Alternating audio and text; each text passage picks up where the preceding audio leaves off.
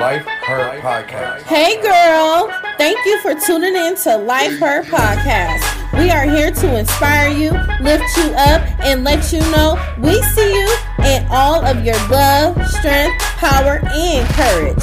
So sis, let's take a journey together because our experiences are not our own, and cycles, they need to be broken.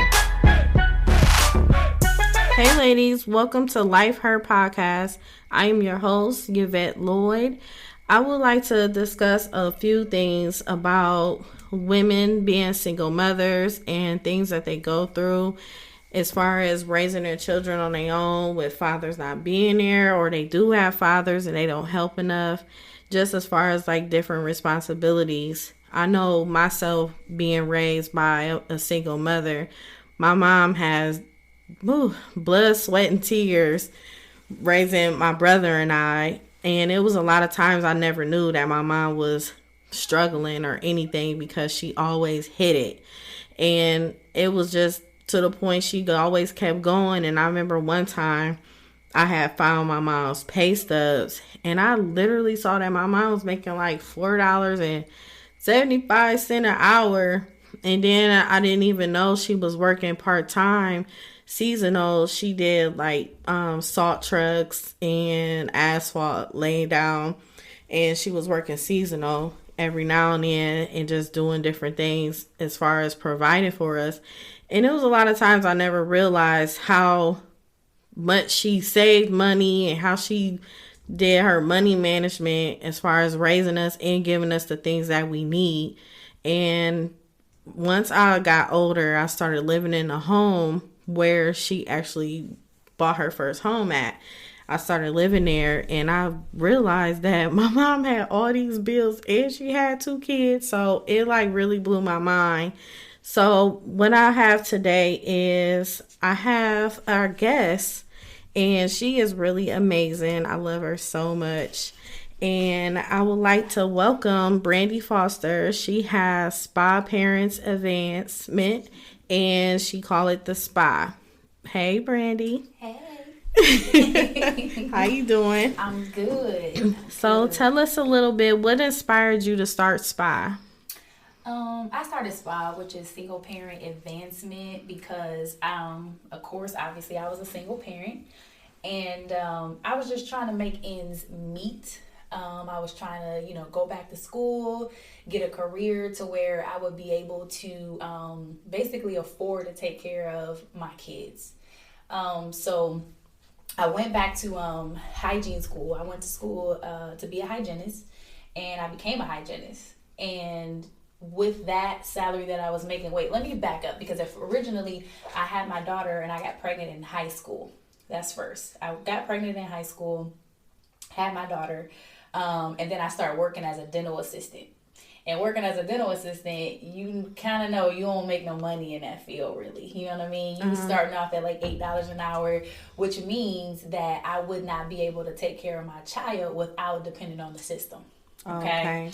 So after I had my second child, number 2, it kind of put me in a position of feeling like, okay, I don't want this to be my life. I don't want to sum this up as my life as me going to work 40 hours a week, but still can't really afford to like take my kids on a vacation or take my kids to, buy certain stuff or do certain things. So, I did a little bit more research, and I decided to go back to school to become a hygienist. Okay. And if anybody look up what a hygienist makes and all that kind of stuff, it's enough money to basically disqualify you from any assistant program. So once I graduated as a dental hygienist, it was off the food stamps, off the subsidized housing, off the, state insurance. It was like the real deal now. So I became a hygienist, and like I said, with that career, it allowed me to take care of my kids. It kind of allowed us to live comfortably, but it was kind of like once I paid my bills, once I did what I needed to do, that was it. It was like, okay, if I had help, with the kids that helped me, pay for the stuff they needed and all that kind of stuff, it would be different. So sometimes it's so hard as a single parent because you're trying to do the best that you can and make ends meet, but it's just not It's just not working. You Right. know what I mean? So one day I was like, okay, well, this is not helping me make enough money, so let me go back to school, you know, because obviously it's put in your head, if you want to do better, you want to make more money, go back to school. And I'm telling you, I got mixed feelings about that too. But I did. I went back to school and I tried to become a dentist. So I picked my kids up. We moved to a different city and I started to pursue my education and becoming a dentist. So I did all the prereqs, went through all the hoops and loops, took all the tests, and I went and applied and I didn't get accepted. Wow. So it was that was heartbreaking. Man, I was like in borderline just depression, seriously. And so what I did, like people do these days, I went live on Facebook and I talked about, you know, being a single mom and how, you know what I'm saying, you try to do, you know, so much for your kids and it just seems like it's still not enough. Mm-hmm. And really I think that that's more of a personal thing because the kids probably really don't even realize you be struggling or you know. So for me it was kind of like, how do I get ahead? You know, it's like, how do I get ahead? And I talked about the whole experience about going back to dental school and not getting accepted. And from that live, I got so much feedback from different parents. Like, okay, you know, you inspire me, you know, at least you tried and, you know, you put your best foot forward and all of these different things. And so people would start like texting me or calling me or hitting me up or inboxing me about information and advice. And I'm like, there's something you really did not expect. Yeah, like, that's how I be. Think I am. Like, right. Did y'all hear me say I didn't get accepted? Like, you know what I'm saying? But just the story by itself was inspiring. So I don't even know if I had to go through that whole process just to get me where I am today. Mm-hmm. You know what I'm saying? Like so many times I was looking at it as a failure. Like I failed. Like I failed my family. I failed my kids. I failed, you know. Yeah. It's because you want so much for yourself. Yes. It's like you trying to provide for everyone. But yeah, it's like you can't get ahead. And you can't get ahead. Exactly. And it's kind of like, people in my family look like, you know, I'm the one with all the money. And I'm like, where is that? Like, you know, you know what I'm saying? I'm like, I'm the one that's not married. Y'all married with husbands and all that. Y'all asking me to put 5 on it, you know? And you know, sometimes people don't realize it's little things that you can do, like real small things you can do, and you just make it look so good. I'm telling you. And they be like, dang, she doing it. And I'm sitting back here like, girl, you just don't know that. I got, you know, all this going on. So that it was one of those things that, you know, once people kept reaching out to me, I'm like, well, man, like maybe it's something to this.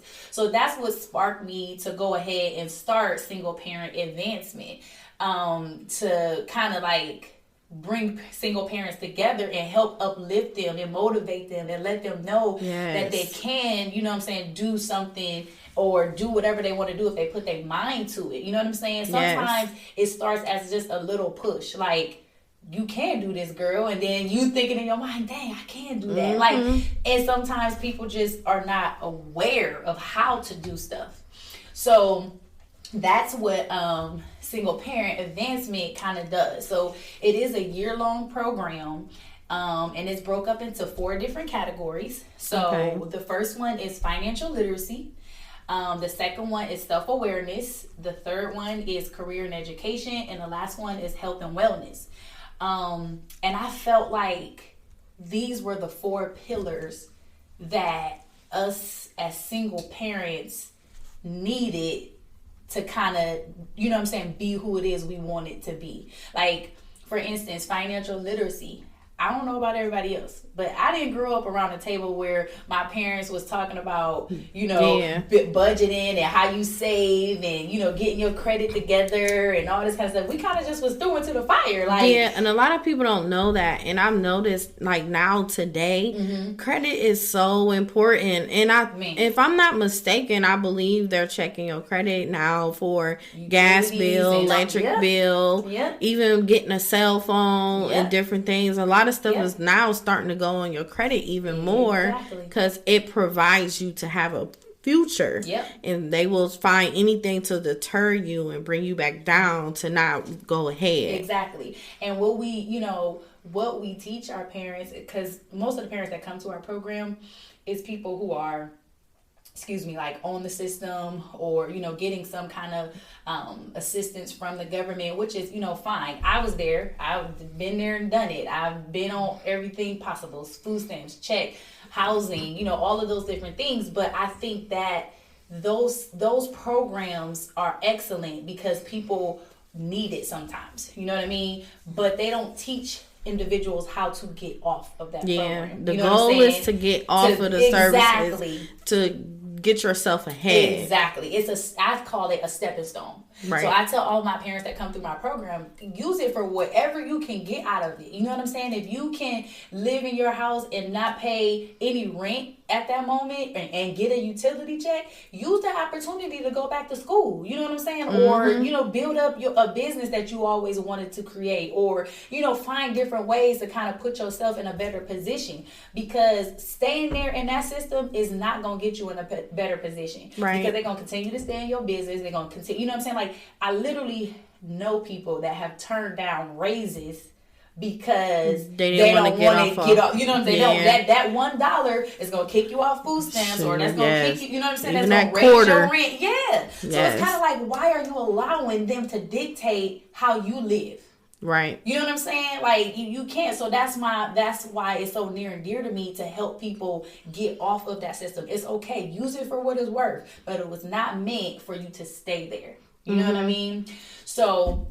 And that's good, because you could provide them, like, basically one-on-one information on that, because a lot of women are afraid to get off that assistance, and they just feel like they're going to fall right back into their struggle of them doing it. It's their crutch. It's like, you know what I'm saying? If I get off this system, then what next? Mm-hmm. You know what I'm saying? Like, it's their crutch. And so that's why each of our categories are 3 months long, which that's still, I think, not enough to like really teach people. But what I was finding is I would have like a financial literacy course, and we keep it moving. No, I need to be able to make sure that these parents understand what's going on here. So like when they leave out of the program, they have a budget. Now, whether they follow it or not, at least you know how to budget. You know how to determine if you can afford this rent. You know how to determine if you can afford this car. Or, you know what I'm saying? Now they know how to save. They know about their credit. And if their credit is jacked up, they are linked to someone to help them get their credit back on track. That's good. So it's like, it's not like we just providing this information. Like, we walking through the fire with y'all. Like, you can't fix it if you don't confront it. Like, so when you do the whole process, do they bring their own personal bills with them? Yes, they have to bring all of their bills in. Okay. They have to bring all their bills to actually create a budget. And then when they create the budget, because see, we do a system, we do a pie. So we tell them, okay, like 35% of your income should be towards your housing. Okay, so if you got your housing up there and you do that 0.35, that's how much you should be spending on your house. Well, obviously, a lot of people are beyond that 35%. Yeah. So they're like, well, what am I supposed to be living in, a shack? So I'm like, well, when you put your budget on paper, you got your bills on one side and you got the income on the other side. If you don't like what them numbers look like, you got to do one or two things. You got to eliminate some stuff off that bill side. You know what I'm saying? Like, maybe your cell phone is $200 and you really can't afford that $200 cell phone. Yeah, get your Boost Mobile, Cricket or something. But this is the stuff that people don't want to confront, because they want to be in. They want to be in style with everybody. They want the latest iPhones. They want the latest. You know what I'm saying? But you got to look at that like, I can't really afford that when you look at a budget. You know what I'm saying? And a lot of people, sometimes they don't realize those people that do live beyond their needs, they can't afford what they have now. You know, so it's like, I'm sacrificing everything to have these Jordans. Everything. I'm sacrificing everything to get this Gucci, Louis Vuitton purse. Some people just do it, or if they want the most, like a luxury car, I'm telling you, they will sacrifice it. I think I posted one time, like, I posted, like, this is a serious question. Like, for my single parents, you know what I'm saying? Like, I seem to think I make decent money as a dental hygienist. You know what I'm saying? Dental hygienists make anywhere from $30 an hour to $40 an hour. So, to me, that's a good income, you know what I'm saying, for a person. But the average person is not making that. Do you see what I'm saying? So, I'm like, if I make this amount of money, And I still can't afford to buy my kids the latest Jordans, me walking around here with a Gucci purse and all this kind of stuff. How in the heck are these other moms or dads or whatever affording this stuff? And people was giving me all kind of answers. It's all in your budget and all that. No, because y'all can't be budgeting that good to the point where you can squeeze a Gucci purse out. Yeah, you know what I'm saying? Can. And you come from, you know what I'm saying? You come from living under government assistance, and you come from not making absolutely nothing, but you utilized it for what it really was, for you to go to school. Yep. Then you trying to go to school again, you graduated, go to school, and you stair-stepped your way up out of it. But even though you did that, it's still a struggle. You still have bills on bills, and there's still a lot that you have to catch up on from what you did when you was trying to accomplish all that. You know, you got student loans, and you probably went in debt somewhere. But then I have to realize, I mean, this is not me judging or stereotyping anybody, but at some point something is lacking. You know what I'm saying? So somebody's bill ain't being paid because y'all got them shoes,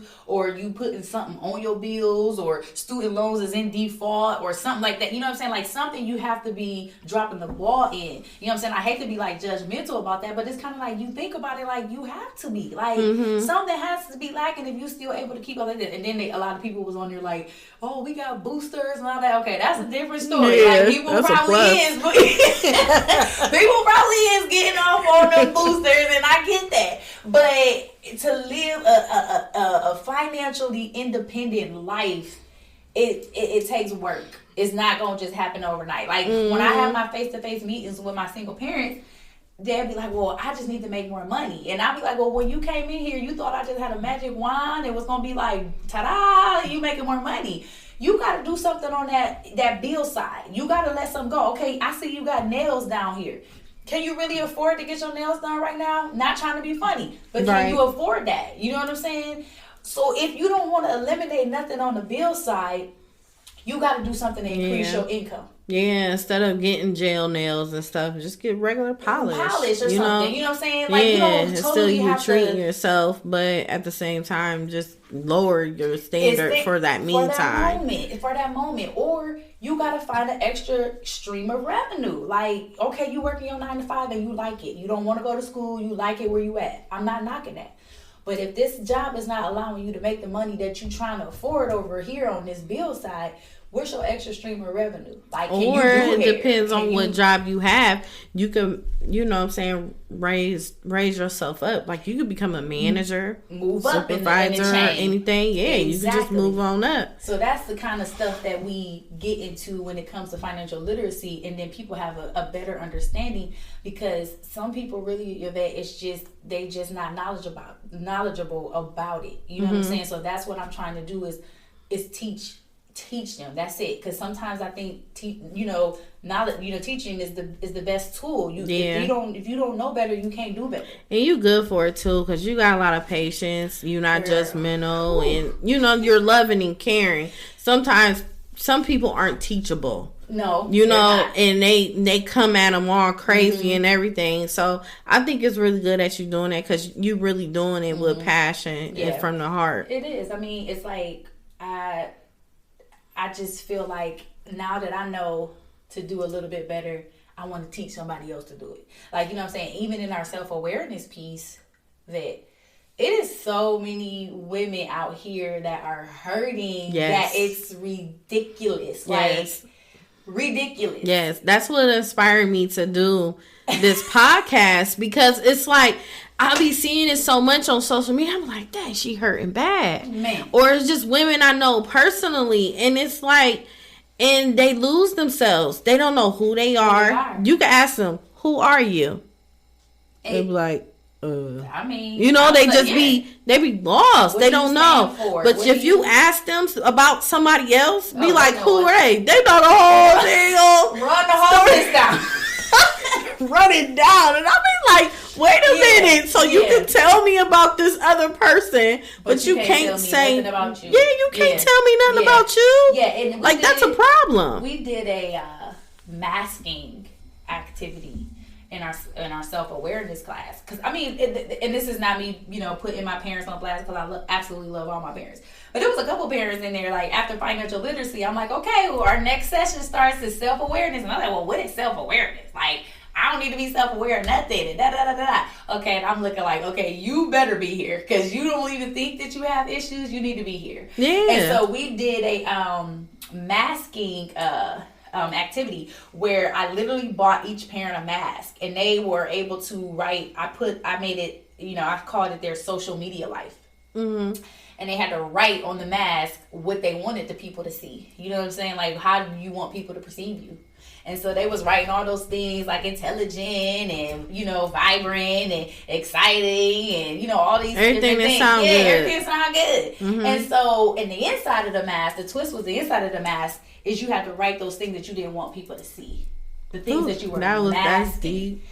Man, so everybody had a chance to, because we're very transparent in our class, and so everybody had to go around and read 3 things on the outside of their mask and 3 things in the inside of their mask. And I'm telling you, at the end of this, there was not a dry eye in the room. Because people are fighting against molestation, mm-hmm. rapes, mm-hmm. depression, mother issues, father issues. They're fighting through so much stuff, and just in my bunch, because I work with parents. You're fighting through so much stuff, but at the same time, you're also trying to parent your kid. Yeah. So all of that depression that you have, all of that anger you're hiding from that rape or from that molestation, the children. You're putting that anger off on your kids, on that. You know what I'm saying? It was one mom that you couldn't say nothing nice to her. You'd be like, "Hey, how you doing? Hey," like like instant attitude.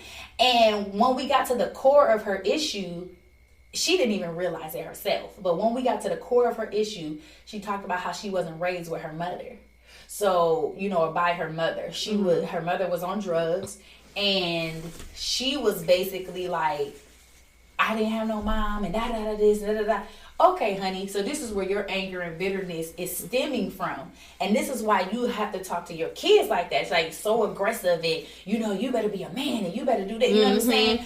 But she didn't even realize that she was hurting from that. And she cried so hard, like, Brandi, I didn't even realize that this was affecting my life like it is. Mm-hmm. So at the end of that, I think we had maybe 12 girls that went through that whole series, and 3 of them at the end, because, SPA doesn't try to, work outside of our jurisdiction. If it's further help that needs to be, given to you, and you're not going to be able, we can't provide it here in SPA, I'm going to refer you to somebody else. You know what I'm saying? Mm-hmm. And some of those issues got so deep to the point where I referred 3 of the girls to counseling. So they're currently getting counseling now, as we speak, which is the goal. Yes. And counseling is so important. A lot of us avoid it because if I don't want to tell nobody my business, I feel like they don't even know that. Yes. And counseling helps a lot. It helps us identify a lot of things. It helps us talk about things that we normally don't talk about.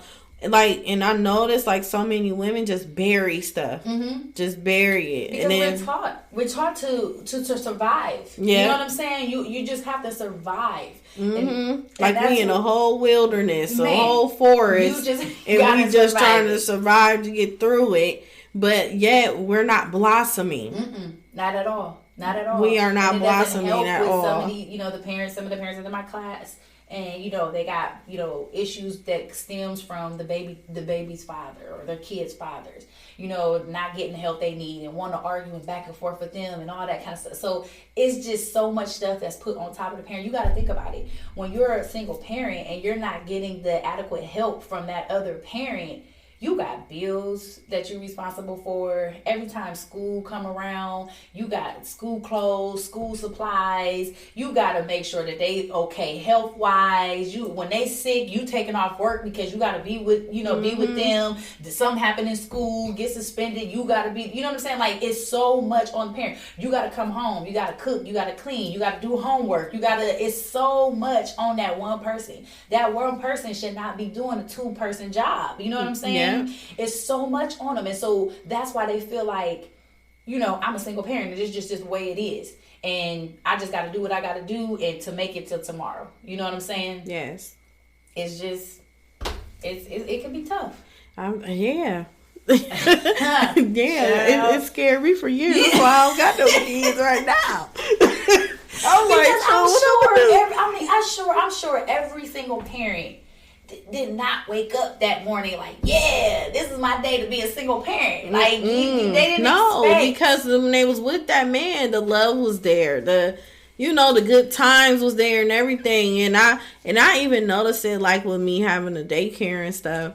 I noticed, like, one day I just sat back and I just like, wow, I never met any of these kids' dads. Sad. It's only a select. It ain't past one hand. Right. No, I know that for certain. Mm-hmm. It ain't past one hand that I see a dad coming in and out. And it's really sad because it's like these mothers, listen. I tilt my hat to them. They will have a baby on their head. Then they have a baby in the daggone car seat, the little infant one, and then they got the little one walking, and they just bringing them on in, and it's like, okay, all right, another day I gotta do this. They gotta get all of them dressed day by day and ready. Day by day. If you try to take it further, it's a lot. Just waking up alone and just seeing your kids there, you gotta dress a whole other person. Yeah. Sometimes 2 or 3. Yeah. I gotta get this little person. Yeah. And then you ain't even thought about getting yourself together yet. Man. So it's just, I applaud them so it much. And we even have single dads that's out here. I know a couple. I got a few of them. I think the fact that, because single parent advancement is open to all single parents. So as of right now, we don't have really dads coming into our sessions. But I think sometimes the pride kind of gets in the way a little bit. And I have a lot of single dads in my girls' organization. Mm-hmm. I think I have about like 10 dads. Yeah. So that have custody of their daughters. We definitely have to give credit to. They be like, man, listen, I don't know what to do. Come on, man, I got a daughter. What am I doing with that? Man, what's up with all these emotions and all this? And it's like they be so lost. It be so cute, but it's like at the same time, it's like, man, I feel sorry for them. And then they try to have a dating life also, and then you got the daughter like, I don't like her.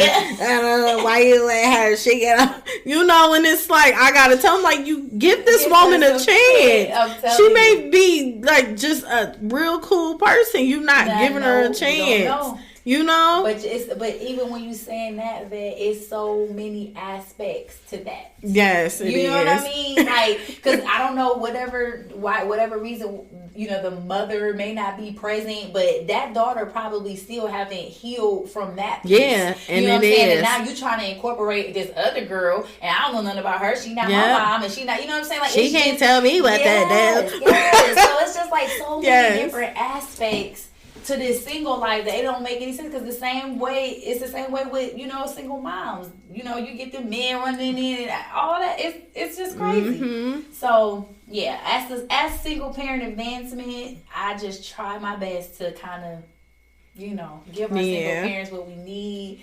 It's gonna light my heart up when I see people getting off of the system because of this program, or are more well rounded because of this program. So yeah, it's good that you're doing it. Yeah. So, could you tell us a little bit about your upbringing? Yeah, absolutely. So, I was raised in a single parent home. I have 2 older sisters and I have a younger brother. And my mother was a single mother because she was married to my father. My 2 older sisters have their own father. I have mine, and she was married to my father. But my father ended up going to prison. He spent the next 26 years. I think I was 5 years old when he went to prison. Wow. He spent the next 26 consecutive years in prison. And he actually went to prison for molesting my sister. Oh, wow. So that is, I promise you, a whole different dynamic within itself. Because you got the relationship between my sister and I that can be a little bit rocky, because it's kind of like, no, it's not my fault, but I kind of blame you for what your dad did, or there's tension there, Then you have the whole you have me in the middle of it, because it's like, do I not like my dad because of what he did to my sister? Do I, feel some kind of way about my sister? You know what I mean? Right. So growing up as a little girl, I mean, I was a daddy's girl. Like, I loved my dad. You know what I'm saying? I always wanted to be around my dad. So when he got snatched out of my life, at the age of 5, it did something to me, but I didn't even realize it at that time. You know what I mean? Mm-hmm. So as I got older, I mean, I was promiscuous. I was just, if I was dating this guy and it didn't work, I was on to the next. And, I was just very, just wanted the love and companionship. You know what I'm saying? I was getting that temporarily through different guys. You know what I'm saying? And so the little girl in me was really like just this insecure type of person who just wanted somebody to love her.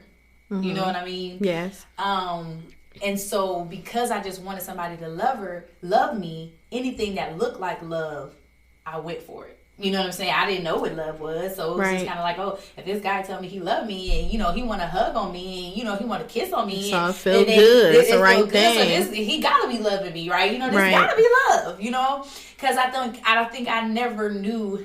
I didn't know what love was. I promise you. I am 30. I'm 34. I don't have to think about it. I'll be 35 actually this month on the 10th. And I really did not know what love truly was until I was 33 years old. That sounds about right. That's probably. 3 kids later. It took me a long time. It took me a long time to realize it too. Yes. And you and your dad's only child? Yes. Yeah, so I'm on dad's only child too.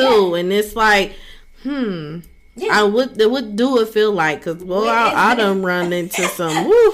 And then you think you found love, and then it's not. You know what I'm saying? So I really didn't know what love. So I was looking. That saying is really true. Like looking for love in all the wrong places. That was me. Like everybody. When I say I've been in relationships from as long as I can remember, I tell this story every time I get a chance. Like I'm talking kindergarten. You hear me? First grade. If I was on that little letter carpet we used to sit on. If I was on I, my boyfriend better be on J. Like get over here.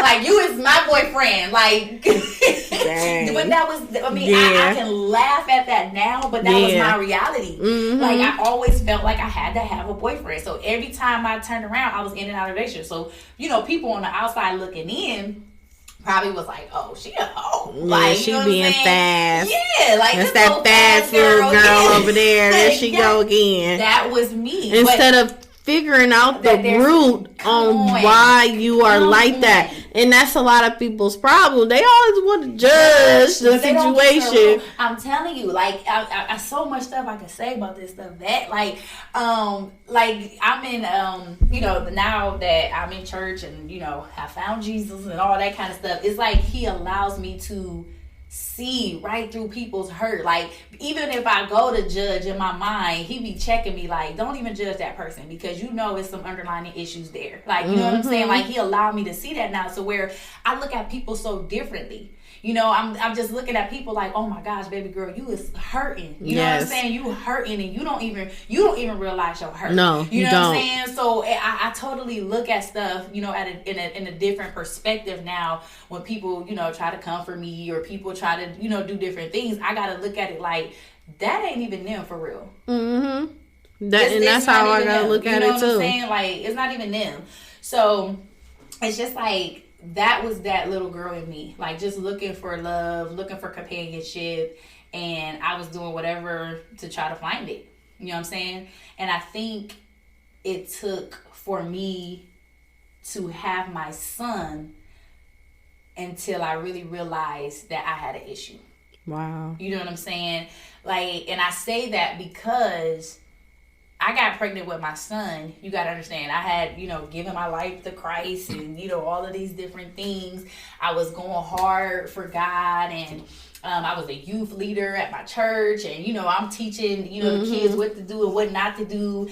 And then I turn around and do what I'm telling y'all not to do. You know what I'm saying? So I had to face my youth, and I had to face, the higher ups and say, you know what? I got to step down. I got to step down from here. I'm pregnant. You know what I'm saying? And of course, that was like, what? Like, shock to everybody. But I was. And so even during my pregnancy, it was really difficult for me. It was a lot going on during my pregnancy, like a lot going on.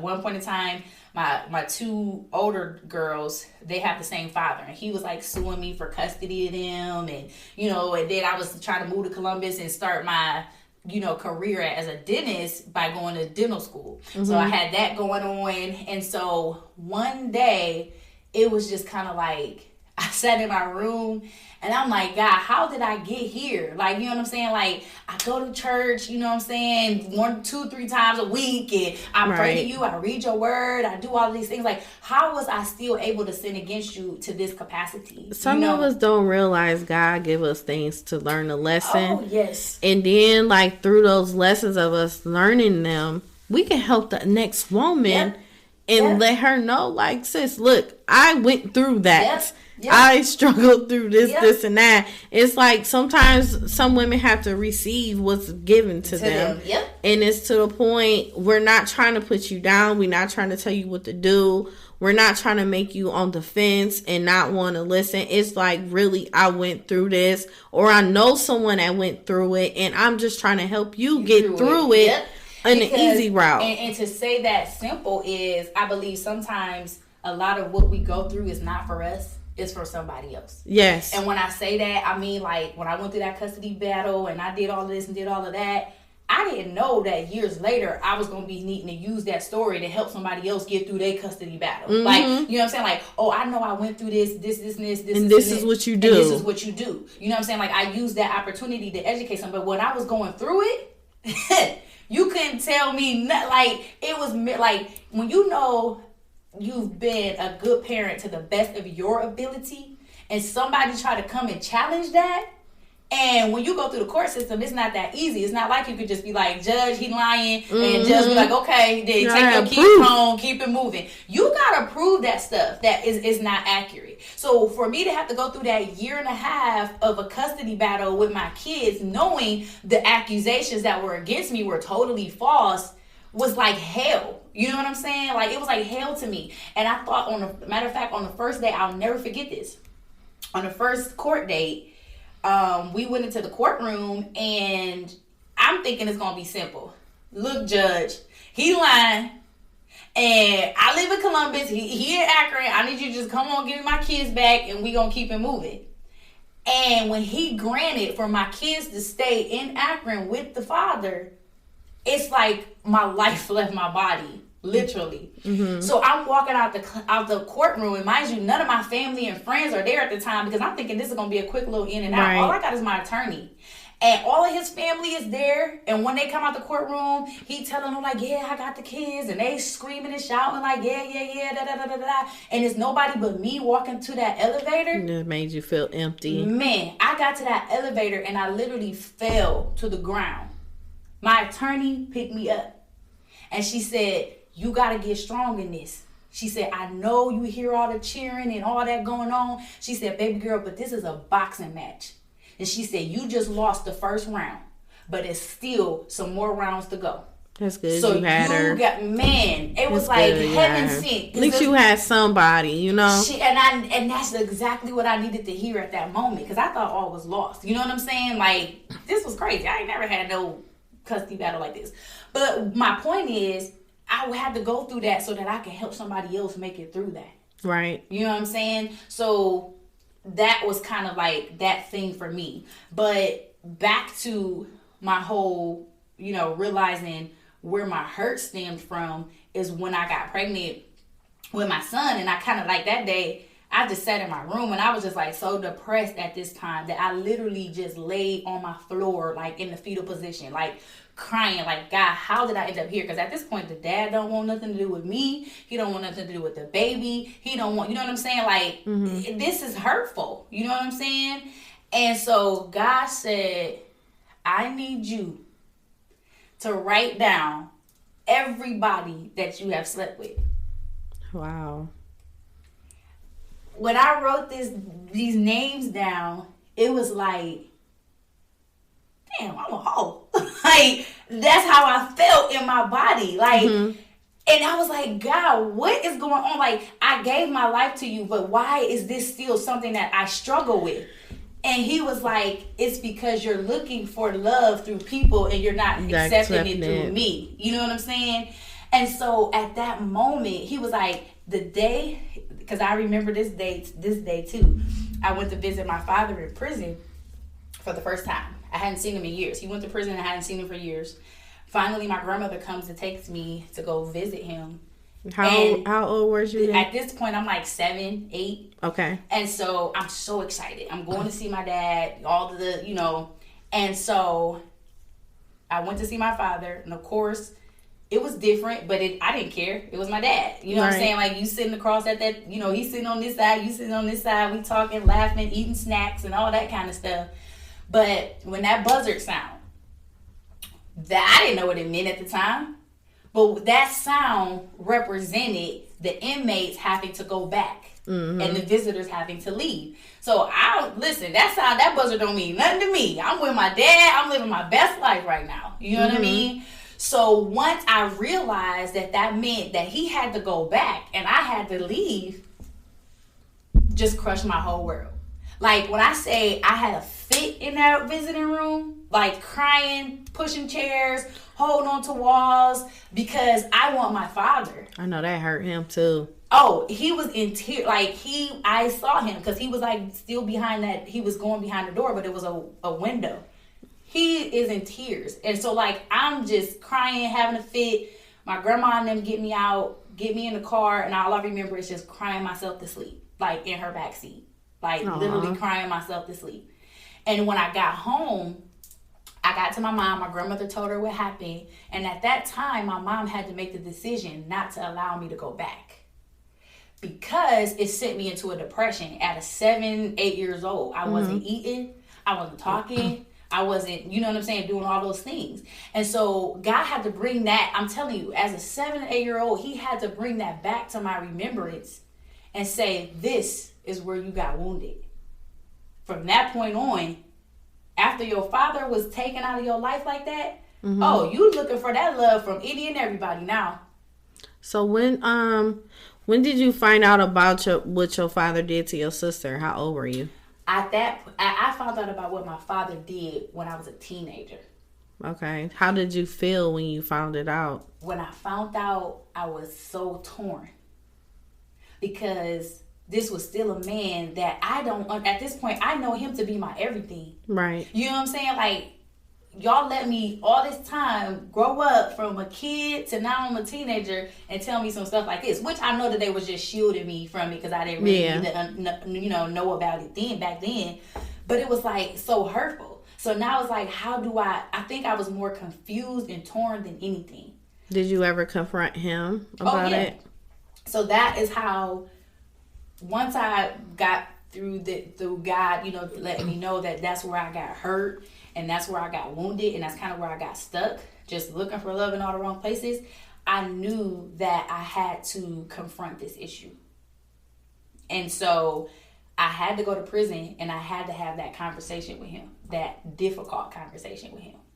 And it was kind of like, I got to do this for my own good. Right. I got to do this to heal me. I got to do this so that I'm not this promiscuous person anymore. I got to do this for me. I need answers. Like, I need to know why. Like, why did you feel like that was more important to you than to raise your kid? Why did you think, you know what I'm saying? Why? Right. How could you do something like that? That was a kid. And why? Like, I had to ask the hard questions, but it hurt me too because this is a man that I love. Right.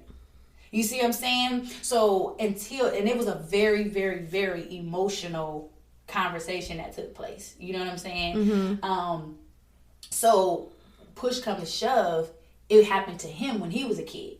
Okay. So it's kind of like, again, that hurt people. Okay. And if you were molested as a kid, then okay, you kind of feel it's somewhat normal, you know, once you get older and do it.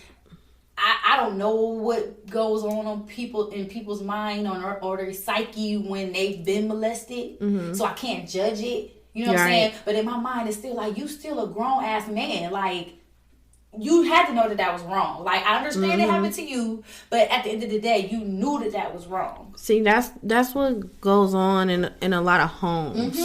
So in a lot of homes, when a person does that to someone else, you know, it has to be a point where we have to stop being quiet. Yep.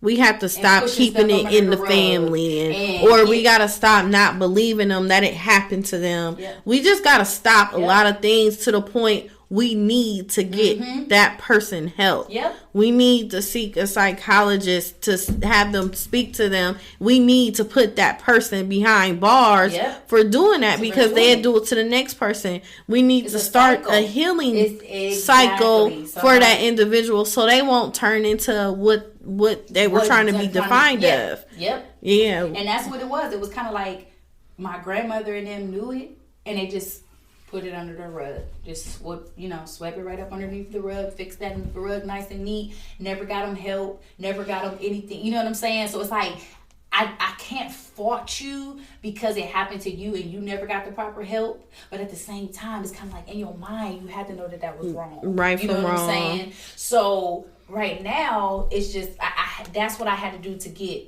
my complete breakthrough. Like, for real, that is the moment. I mean, I know that, having kids before you married and all that is a sin. I get all of that. But I don't doubt for 1 minute that God had to make me go through that process in order for me to completely get the healing that I needed to be able to pick up and move on. You know what I'm saying? Like, completely get whole. Now I know what my issue was. So how old was you when you spoke to your dad about it?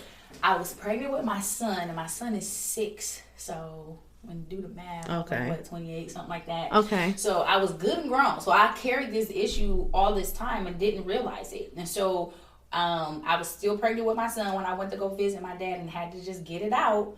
But it was that conversation was so necessary. It was so necessary. And I think it was necessary for more than just me. I think he needed it.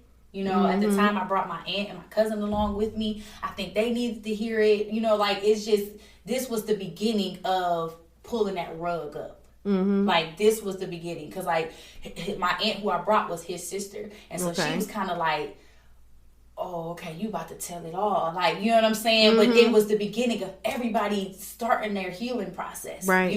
Right. And it took me to do that. I'm not saying I'm like this super, great person. But it took somebody to be bold enough to say, no, something is going on in this family and we need to address it. Like, no more sugarcoating this stuff. Like, get you the help that you need. And so, I mean, I would like to think that they're better people because of it. I know I am. So what is about, like, tell us a little about your mom. So my mom, she was obviously a single parent of 4, because after my father went to prison, she did end up having another kid, got involved in another relationship. My mom, she was just, she was that person that did her thing, and she just went to work, took care of her kids, and she kind of almost made it look easy. You know what I mean? Like, I just got to do what I got to do, know? And so I kind of really, looked up to my mom, because I felt like she was strong for all the stuff that, she endured. Like, but my mom, like, I loved her. I'm telling you, like, but I'm finding out, like, it's even in that conversation with my dad, I found out some stuff about my mom that I never wish I would have found out. You know what I'm saying? So it's kind of like, I never will try to taint the image of my mom, because I know her to be a strong Black woman who raised 4 kids. You know what I'm saying? Right. But she had issues too. She had issues too that never were addressed. You know what I'm saying? Like, you gotta understand, like, she had my sister when she was 14, 15 years old. So it's kind of like, even right there, there's some kind of underlying issue. And so apparently my mother knew that this stuff was happening to my sister, but she didn't want to say anything because she felt like my dad would leave her. You know what I'm saying? So, like, that piece just right there alone, there's an issue there. Yeah, that's painful. Man, I've known so many young girls right now today whose mothers know that their man doing this to their child, but just to keep him around and just keep the love from him, they don't want to fix their child. Like recently, yesterday at my Fidea session, one of my young girls told us that she was raped, but she never said by who. So 3 weeks later, which was yesterday, she tells us it was her dad. Wow. She said her own father raped her, and she said after that, it's like she don't trust anybody, and she said she feel like she's a hoe. And she asked other girls, how did y'all feel after someone doing this to you? And it's like she just empty. And then right behind it, I had another girl that shared her testimony, and she was saying that a person that was in her home, it's a family member, was raping her all the time. People was in the house. And she said, and then she confronted her grandmother and said, you heard me. Yeah. You heard me. Yeah. But it's like everybody just turned their head. Yeah. And that's just kind of like, and I couldn't believe that my mom was one of them. Do you know what I'm saying? Like, all I know is the good about But we got to think about what went on with your mother. Yep. You know what I'm saying? It's a cycle. It's an ongoing cycle. So something went on with your mother that you don't know about. That way, or insecure about herself or something, or it was a bit much to take in. It's a lot to take in because you got to constantly hear these stories, and then we got women that don't want to fix it. Yeah, and then the thing about my mom was, when I found out about it was too late, because then my mom had passed away from breast cancer. So it was kind of like I couldn't even go to her and address it. So now I'm just stuck up with the thought of, her not protecting my sister. You know what I'm saying? And again, I'm not going to try to, take anything away from the type of mom that she was to me and to the rest of my siblings. But it's just like, sometimes I just wish I could just ask, like, why? Yeah. Why? But and you may ask all these whys, but with knowing the situation of you having, your children, you have their fathers, and then you have your mom's situation and your dad's situation. A lot of these things are like learning lessons, and it's a lot of these things you have to make sure you gain closure with everyone that you came across in your life, and make sure y'all going in the right path. And with your mother not being here, just pray and talk to your mom. You will get signs every day. Man, you will get signs, and she gonna show you the route. You know what I'm saying? She gonna show you the way of healing. So what you dealing with that process, like even with what you saying when you wrote down all your sexual partners and everything, how did you feel after doing that? And then right behind that, you got everything else going on. Yeah, I mean, I think that was like the crack the code, because it's like, I mean, if I could be very transparent about even my sexual partners, it was like they were getting all the pleasure out of it. I was getting nothing. It's like you're numb, you laying there, and you're just doing it. I'm doing this because I'm trying to prove that I love you. And so for me to prove that I love you, this is how I know love. I know love to be a sexual thing. I mean, I never was taught proper love. I never was taught, you know what I'm saying? Okay, it doesn't mean that you love a person when you lay down and have sex with that person. But for me, and that's what happened, and that's what I hate about parents allowing the world to teach their kids certain things. It's like, people, you gonna get out there and learn. Yeah, I mean, wait till you get older. Or when they talk to you about sex, it's like, just don't do it. And you got all these details. I mean, you hear it in the music, you hear it in, different movies and TV shows about how sex is just this amazing thing. And so you just like, well, I just want to try it. Mom just told me don't do it. But you got to get the whole informative whole story. Education 101 about sex. Mom, you educate me. Because when they educate me out there, they saying, well, what's the first thing your boyfriend be saying? Well, if you love me, you will have sex with me. I feel like it should be an open window where when you feel like your children is mature enough, I feel like parents should sit and talk to their kids about their life. Yep. things that they've been through. You know, I understand a child needs to stay in a child's place. You want your child to grow up and just be that child only, but it got to be a certain age. Like you gotta be like, look, let me sit down. Let me tell you a little something. Real. Yeah, instead of the myths. Yeah. So that's why I'm like, okay, well, I'm having sex with all these men. I mean, and I don't want to get it twisted. Like, any man can approach me and be like, what's up? Let's go have sex. And it happens. It wasn't like that. It's like relationship. You're in a full-blown relationship. Yeah, when I say I was in a relationship after relationship, that's what I meant. So it was like, I'm in a relationship with this person. I'm all in. You know what I'm saying? Whether he all in or not, I'm all in. So, okay, I'm going to give you me, you know, because I'm attracted to you. I feel like we vibing. You talking good. Quote unquote love you. Exactly. You talking good. You telling me everything I need to hear. You making me feel like. You start seeing a future with them. Yep. So when you start seeing a future, of course, sex comes with it. I'm giving myself to you, and I'm not getting any pleasure out of it because I'm sitting there like, what am I doing again? Like, you know what I'm saying? Like, these are thoughts that are going through my mind. So once God allowed me to write all of those people down, it was kind of like, I didn't even get anything out of these.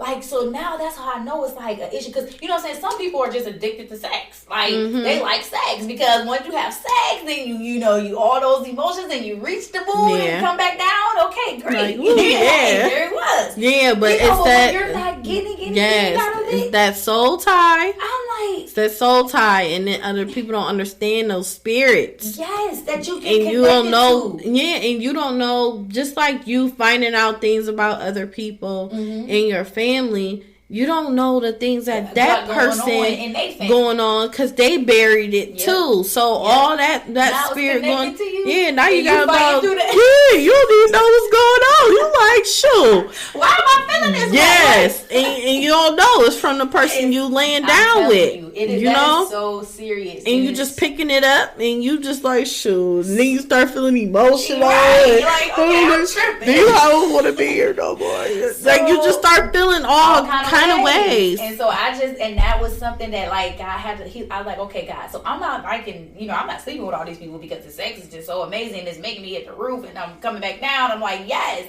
like I'm not doing that because of that. I'm doing this because I'm trying to please them, and then at the same time, I'm getting nothing out of it. I'm like, okay, so God, what's wrong with me? That I'm so busy start questioning yourself, please everybody else, but I'm not worried about myself. Like, you know what I'm saying? And so, God, that's when he just started dealing with me. Did you ever take time out for you before you got into an actual next relationship? Yeah. Like that. Literally, moving to Columbus, I thought was supposed to be a career change, and me going to go to school, pursue my dream as a dentist and all that kind of. That's what I thought in my mind. But actually, Columbus was a place for me to go and learn who Brandi was. Okay, I had to learn because in Columbus, I ended up living like in the suburbs somewhere, like away from everything else. I wasn't like in the hood of Columbus to where. Because, I just attract those kind of people. I attract, hood people, street niggas, and I don't know why. I don't know, something must be wrong with me. But I attract those kind of people. But God was so strategic in putting me far from that what I was used to. So I was around at that point when I lived in Columbus, doctors and lawyers, and they're like, you know what I'm saying? Like, it was like I lived in a house that I'm like, God, I don't even deserve this right now. You know what I'm saying? But that's for a whole nother story. But so he put me smack dab in the middle of nowhere. Nobody that I can relate to. No, you know what I'm saying? It is what it. Go to work, come back home, go to school, all that kind of stuff. But during that process, by me just being by myself, I had to learn me. That was the longest that I've ever went without being in a relationship. You know what I'm saying? So I kind of learned who Brandi is, the things that Brandi like, what Brandi wants. You feel like, okay, Brandi. Like, okay, girl, I like you. Okay. You know what I'm saying? So that's what Columbus did for me. Like, even though I felt like I was a failure, it wasn't really a failure. It was like strategic for me to go down there to get away from what I was used to. You know what I mean? And so I did end up getting in a relationship towards the end of me living in Columbus, because I lived there for 6, almost 7 years. And I got in a relationship, and I'm like, okay, I'm gonna do this. I'm gonna be okay. I got this now, okay. And so that relationship just didn't work out, and I'm like, what didn't work out about it? Was it you? Did you figure it out that it was still something you was missing? It was, to be honest with you, when I broke up with this individual who's now my fiance. But when me and this individual broke up, Yvette, we really couldn't tell people what happened. We kind of was like, well, why'd y'all break up? Well, I don't know. It's kind of like, it's not like he lied or cheated, or it's not like I cheated or anything like that. It was just like, it was like a bad argument one day. And we was like, okay, well, then what you saying? You don't want to be with me? And he like, what you saying? You don't want to be with me? Okay, it's over. And it was just like, we broke up. And I'm like, well, I don't even know why. Like, can't even tell you what the argument was. You know what I'm saying? So, but maybe it like, I figured it out. I'm sure it's him asking you, what you want to do? You want to break up? You want this, that? You know what I'm saying? We laugh at it. I know, but with them asking you that too, you've been through so much. So you ain't, after that argument, you like, I ain't trying to go through no more. I ain't trying to argue with you. I want a peaceful life. I've been going in this direction. So it's like your tolerance level was real thin, real short. So you just think getting rid of a person was just like, voila. Yep. And okay, I'm back at Brandi. Yeah, and here we go. Like, let's go. I'm ready. And so it was like, we just, broke up. And we literally had a 2-year breakup. And we, it took for him to kind of go and get himself together. Mm-hmm. Me to get myself together. Like, the time that I broke up with him, it was so hurtful. Because I thought I had got it. Like, I finally got it. Like, this is it. He's a good dude. Like, and honestly, when I saw you was in a relationship, I'm like, oh. I'm like, Brandi, it was like my mom made it. Like, yes, he's a good dude. I've always I've known him like from school and stuff. He's always been a good dude. Yeah. And it's just good dudes like that just need a good woman to appreciate them. And he's one of those guys. So when I saw him with you, I'm like, oh, he got a woman that's about to appreciate him. Because you a good woman. Like, you really is. And it literally, like, when that breakup happened, it was kind of like, when we finally did kind of like talk back to each other, he's like, okay, well, I was getting myself together over here, and I was getting myself together over here. And literally, this is the time where SPA came about. So I feel like God had to stir some stuff up in our relationship to cause us to go our separate ways, you know what I'm saying? Like, to get ourselves all the way together so that he can bring us back together, because the way we was, you know what I'm saying, it just wasn't gonna work. And so, and God had to do something else in me, in my singleness, which was bring out SPA. Because I think if I never broke up with him at that time, SPA never would have come about. Right. Never would have come about. Because at that time, me and my kids were preparing to pick up and move to Texas, because he's military. So we had to go where he was going to be stationed. So I never would have been thinking about SPA or anything, you know what I'm saying? So I had God had to pull something else out of me in my singleness, and I wasn't smart enough to realize it. So he was like, let me stir up. What you do in single parent SPA, people don't know, when you have a gift to helping other people, you realize a lot of things about yourself when you help people. So you hearing those women at SPA, not knowing, you healing yourself too. Yes. And you probably like, dang, I was that messed up. Yes. And that's how so many years of me doing Fidea, that's how I grew up. Mm-hmm. Me hearing these young girls, and I pour into them, they pour into me. It's like a constant thing. I went through process of healing for the 8 years of me doing that. Man. So where I'm at today is who Yvette is. Yep. Yeah, so it's like I'm at a place where I just want peace. I want love, happiness, surrounded by loving people. Your priorities and thought processes are so different. Like, so different. Like, I'm just like so thankful for the place that God has me right now. Like, I'm so because it's like this is the moment that I always felt like I dreamed of. Good, or like, don't it? Yes, it's amazing. It feels like so I good. because I promise you, like, when and it's so crazy. Nothing bothers you. Nothing. Like, even when a storm still come, you be like, oh, this about to be over in a minute. Girl. But it make you want to examine that storm so you won't repeat it. Or you can use it to help someone else. Listen, I'm telling you, it was like God just totally interrupted my life. I mean, I'm thinking like I'm just gonna be doing spa for the rest of my life and doing, working as a dental hygienist, eating moving. Like, when Lamar came back into my life, it was not something that was planned. It was not something that was like that I seen coming. I'm gonna be honest with you. Like, if anybody would have told me January 1st. You gonna be engaged by May, I'd have been like, yeah, right. Like, even in May 1st, you would not have been able to tell me that I would have been engaged at the end of May. I know, that shocked the heck out of you. Girl, because he just was coming to town and he literally texted me like, hey, can we go to dinner? And I'm like, yeah, I don't care. Get free meal. Yeah. You so greedy. And so, yes, girl, like, yes, we could go. And I'm telling you, it was just different. And the way he poured out his heart, I knew it was genuine. Because I knew we both had love for each other. That's why I was so confused when we broke up. Like, what happened, God?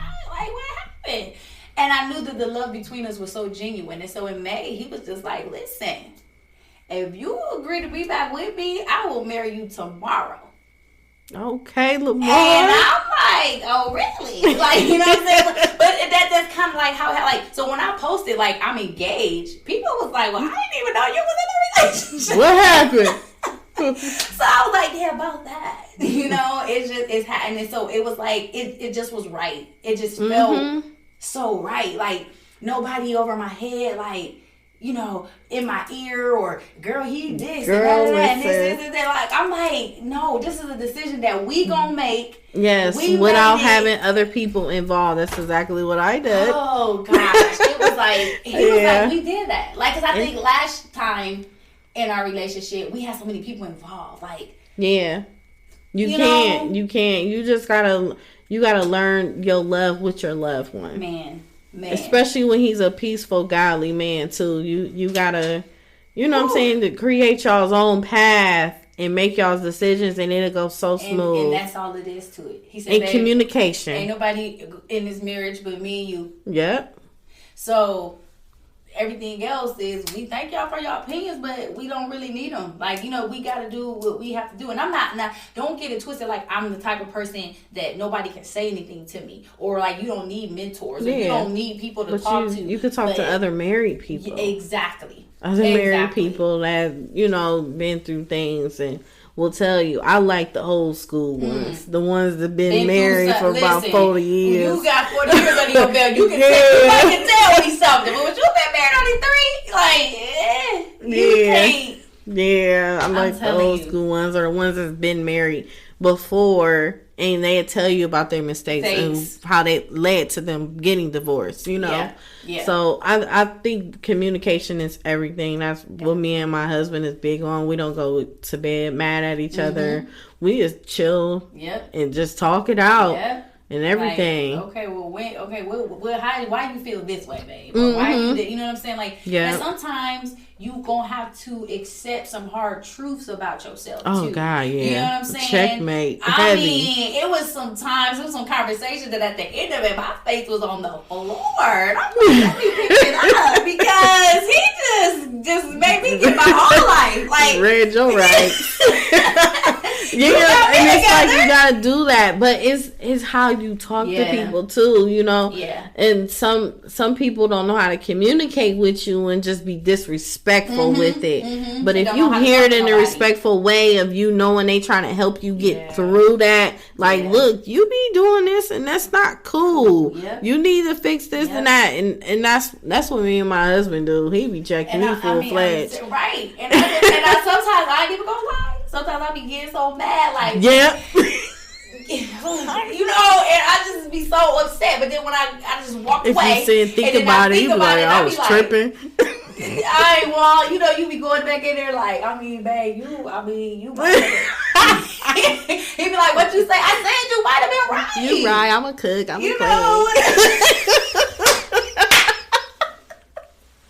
I love it. I'm telling you, I love it. It is so, I mean, once you just kind of find that person that accepts you for you, not all of this other superficial stuff and all, it's just, I mean, and I think that God, the thing that God gave me about love is how much you are willing to give. Yes. How much you are willing to give a person at the end of the day. Because in a marriage, it's not about your thought, like yourself. It's not about like, well, what can you do for me? What can you do? You know what I'm saying? Once you start competition. Yes. Or keeping track. Man. You know what I'm saying? You can't keep track of no marriage because one person may be down and you up and it go back and forth.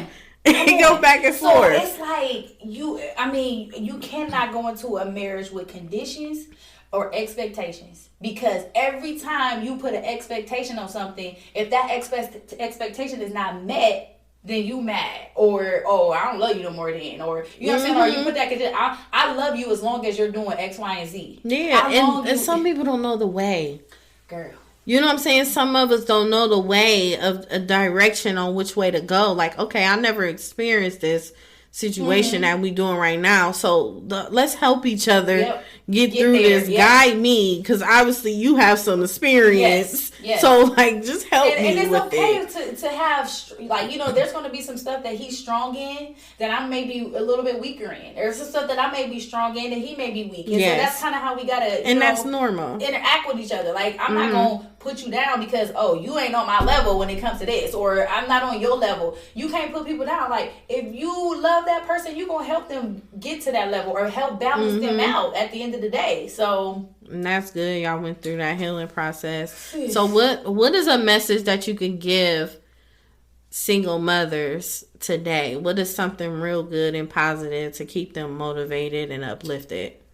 If I would say anything, I would say get on your grind. And I mean that, not saying that they're not grinding, but you have to be your best you. Your best you. So many times single parents want somebody to come in and make them whole. You know what I'm saying? Like, if I had this man and I can do this. No, you got to be whole. So when that person comes, all he doing is complimenting you, or all she doing is complimenting you. And value. Adding value to who you are. You know what I'm saying? But I'm telling you, and that's why I have those 4 pillars, because if your finances is on point, you self-aware of what's going on in your life, and you done handled all of your different stuff, been accounting, doing all this, you know what I'm saying, and you can actually, you got your career and education off the ground, whichever way you trying to go with that, like, that is a whole well-rounded individual, you know what I'm saying, and that's attractive to the opposite sex, you know what I'm saying, like, she on her grind, like, that's attractive to me, or he on his grind, that's attractive. So get yourself together. Make yourself whole. Don't look for somebody else to try to make you whole. I know you struggling as that single parent saying, if I had this person, this would work and that would work. But that's what I mean by just stay on your grind, on getting you together and making sure you're your best you. You know what I'm saying? So what is how can we get in touch with you as far as spa, if someone want to come and speak to the women, or even contact you to have conversation? Absolutely. So you can find us on Instagram, and we are Single Parent Advancement on Instagram, and we are the Spa on Facebook, THESPA. And also you can email. The email is itsthespa, ITSTHESPA@gmail.com. So any of those, inbox me, email me, and you can get me. All right. Well, thank you everyone for tuning in to Life Her Podcast, where we help heal women all over the world. Don't forget to follow us on Instagram, Facebook, and also go to our website, Life Her Podcast, on all 3. And you are able to listen to other podcast episodes, and you are able to purchase some merchandise that we have for Life Her Podcast. I am Yvette Lloyd. I am Life Her. Love yourself, ladies. And I know that's right, girl. All right.